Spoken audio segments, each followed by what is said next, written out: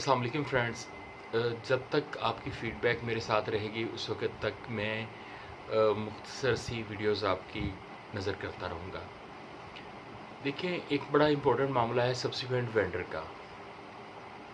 اس کو آپ ایک مثال سے سمجھ سکتے ہیں، یہ بہت سے تصورات آپ کے ذہن میں کلیئر کرے گا۔ ایک دعویٰ دائر ہوا جس دعوے میں حکم امتناعی صادر ہوا، سٹفا ڈیکلیریشن فائل ہوا۔ اس حکم امتناعی عارضی کے بعد ایک وقت ایسا آیا کہ جس وقت یہ دعویٰ ڈسمس ہو گیا۔ اس کے بعد اس کی اپیل ہوئی، اس کی اپیل خارج ہو گئی۔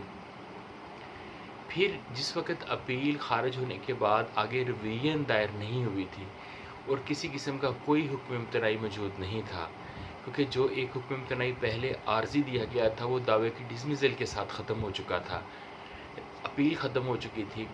اب کیا بچا ہے؟ ریویژن بھی ابھی فائل نہیں ہوئی ہائی کورٹ میں۔ اس دوران میں دعویٰ میں سٹے نہ ہونے کی وجہ سے پراپرٹی آگے ایلینیٹ ہو گئی، ریویژن ایکسیپٹ ہو گئی، دعویٰ ریسٹور ہو گیا۔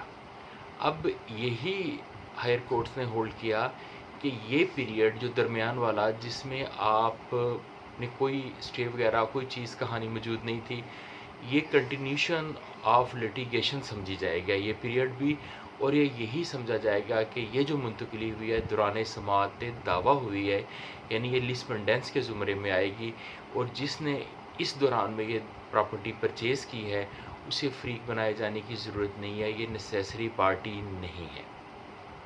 ایک تو یہ اگزامپل ایک کیس لا کی آپ کے لیے بہت سارے معاملات کلیئر کرے گی۔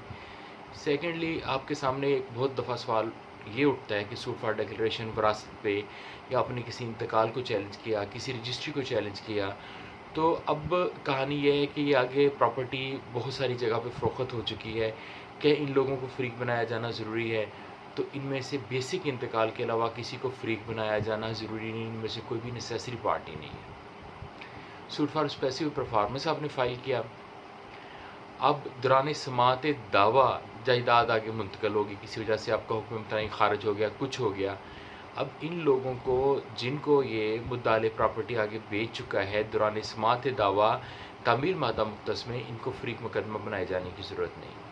آپ نے دعویٰ تعمیل مادہ مختص دائر کیا، لیکن اس دعویٰ تعمیل مادہ مختص کی دائری سے پہلے پراپرٹی مدعا نے آگے کسی اور کے نام کروا دی تھی۔